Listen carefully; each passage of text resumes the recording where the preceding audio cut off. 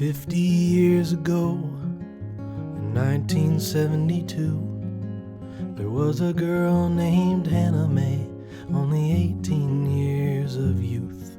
She met a handsome boy. He was strong and he was tall. He came up right beside her and introduced himself as Paul. He asked with certain confidence, "Are you free at all next week?"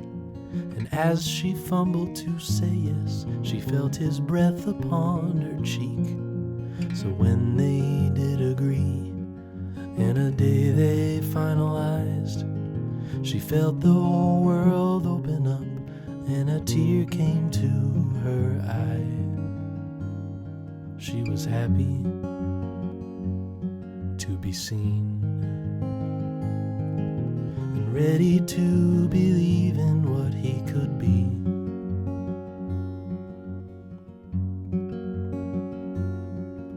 The next week did arrive. Hannah picked her dress and spent half of her day debating if Paul would like the color red. She ate a little food, but not enough to spoil the meal, just the right amount to curb the nerves that she did feel. And as she was applying Chanel number 5, she heard coming up the driveway a Mustang from 1969. And when she saw the lights, a bit of her released. She could swear she felt a little less weight burdening her feet. She was happy, so was he. And they were ready to believe in what they could be.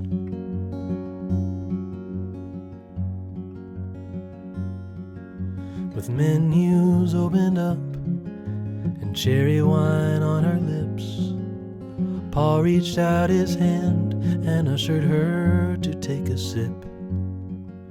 They talked about their dreams, all those little plans, opening the doorway for a ring for her left hand. And as they laughed and listened, she didn't feel so small.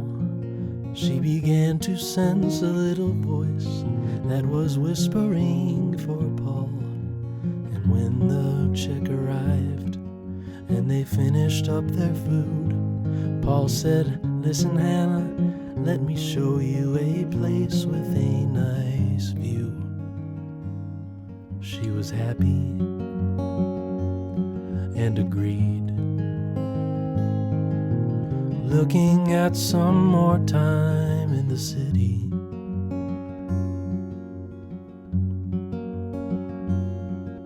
The soft top of his Mustang came down to share the night, looking at the stars above that northern Texas sky. And as the road lay narrow, the view just opened up. Hannah was at ease, and she believed the spark of love. When they met their heading, Paul just turned to her and stared, and she thanked him for the setting as he moved his hand to touch her hair. Only 18 years old, Paul took his other hand and held back Hannah's shoulders so he could do just as he planned. She met him with a scream, but no one was around, and she was overtaken until she could not make a sound. Tears destroyed her eyes, filling wells of shame, and she heard that voice inside her head start to curse that boy's name.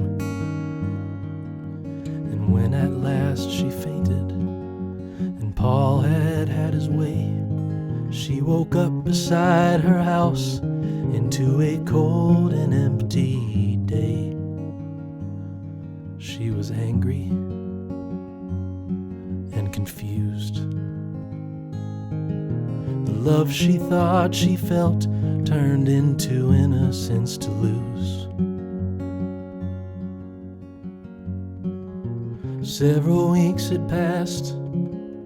Hannah was in pain. Her cycle was disrupted, and she realized she was late. The red dress she had worn, she tore up and released. An echo of that night became a hopeless memory, and she stopped to ponder the actions she could choose. She was afraid to be a mother, and she felt her life was used. She thought she could do nothing.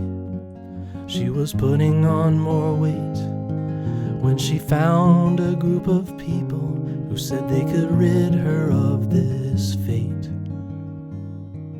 In a southern Texas house for $500 flat, she was put on the table and given shots of this and that. Asleep but woken up, she thought she had a red dress on. But as the moments passed, she realized she was in pain and she was wrong.